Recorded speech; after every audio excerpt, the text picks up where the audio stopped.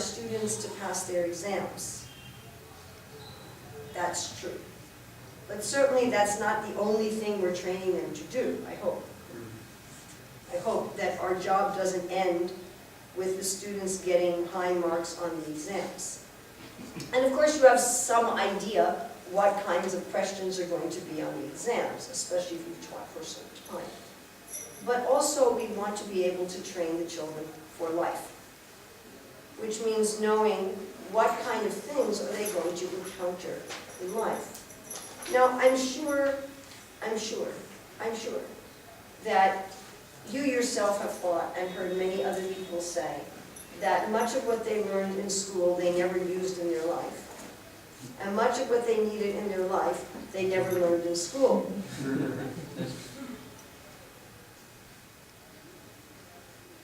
That's very sad. One of the things that I did as a teacher, and especially as a school principal, was I really looked at what are adults using in their life. What is a high-functioning adult who has a good quality of life? What knowledge, what skills, what moral values, what kind of things are they actually using? So I wanted to train my children for the exams. Of course, that has to be there. But I also wanted to train them to be competent adults. And I wanted them to see a direct relationship, at least between 90% of what we studied in school. Sometimes I would have to say, look, this is a stupid, useless thing. Unless you get unless you become a microbiologist, you're never going to need this. But you have to do this to go to college or connect. Sorry. But except for those kind of things, I wanted to link what they were learning to what they would use. And I wanted to find what they would use and bring that into the curriculum. Does that make sense? So I'd say that we're really teaching if our students, when they get tested in the world, do well and function well. Not just in terms that they can get a good job with a good salary, but so that they can function well in their relationships, they can function well in society, and finally they can function well as devotees of Krishna. All right, what I'd like you to do now, and you can do this maybe you can get into groups of 2 to 4, is I'd like us to go through the list that we have and see how we can rewrite these in terms of a Krishna conscious teacher.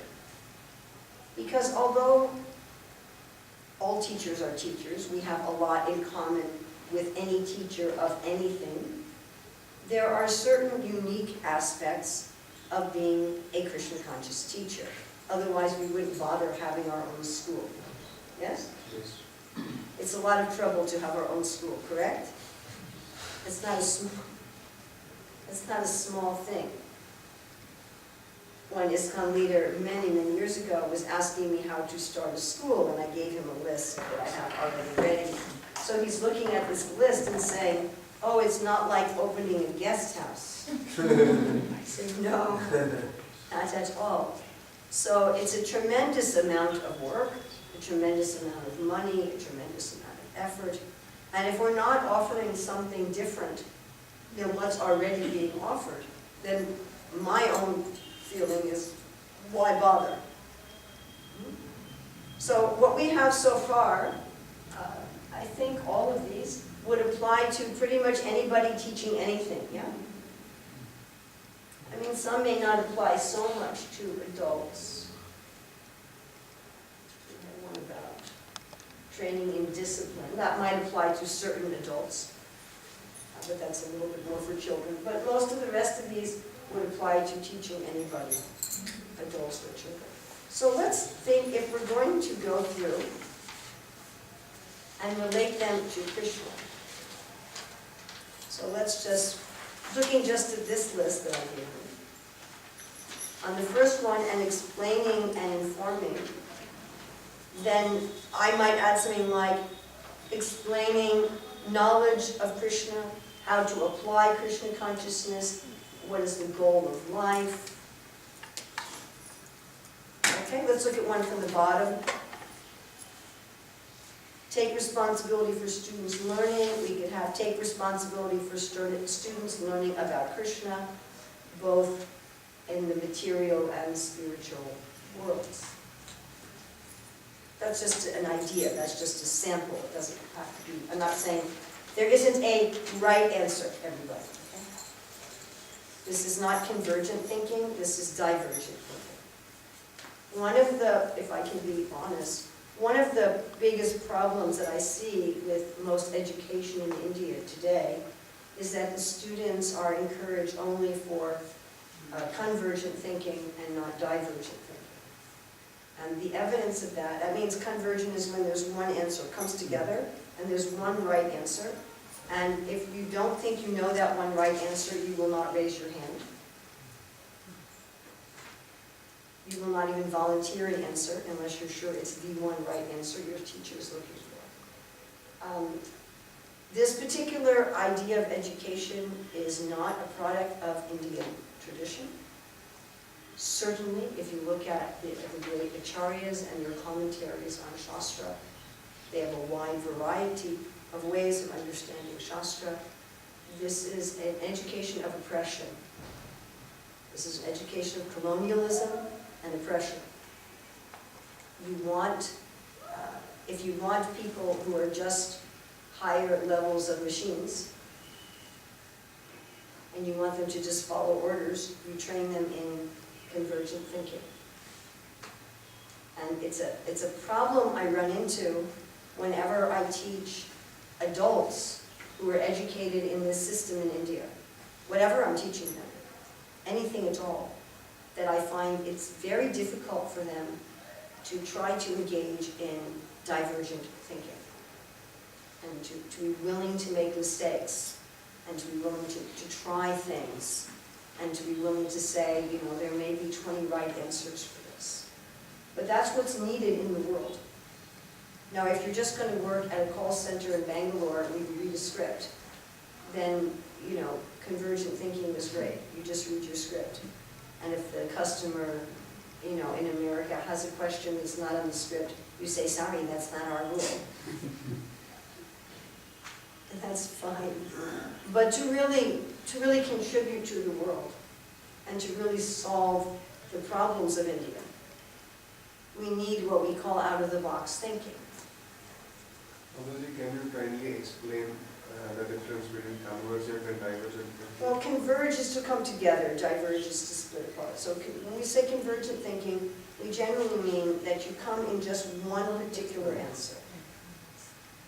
Now, it's fine in a lower level mathematics problem for there to be one answer.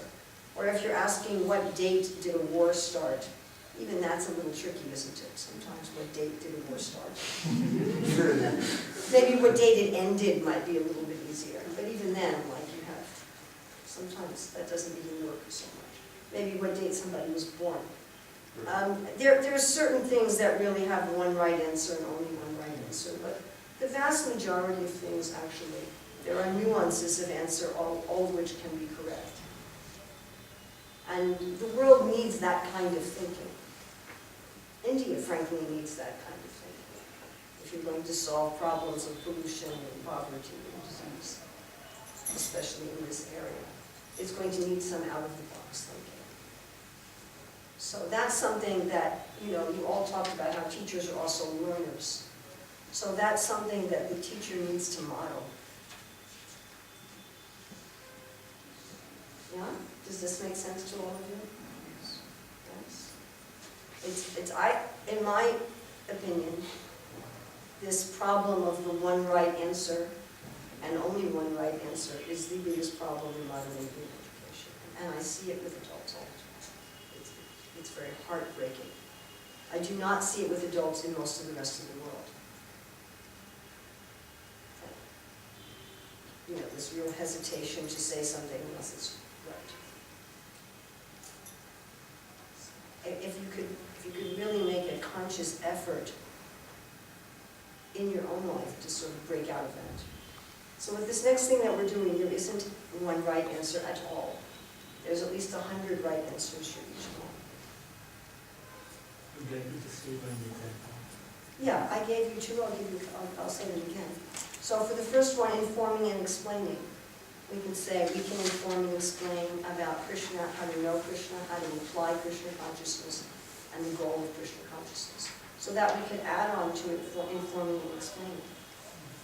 But you could have another 99 answers as to how you could inform and explain as a Krishna conscious teacher. That example I gave you is not the answer. Is that clear to everyone? Yes. And on the bottom list, what should a teacher do? Like here, it says take responsibility for students' learning. So if we're going to look at that from the point of view of a Krishna conscious teacher, we could say take responsibility for students' learning about how Krishna acts both in the spiritual and material world. That again is not the only right answer. There are another 99, at least, correct answers. Is that okay? Now, if you write, take responsibility for students learning how to forget Krishna, that is a wrong answer. Okay? Just wrong.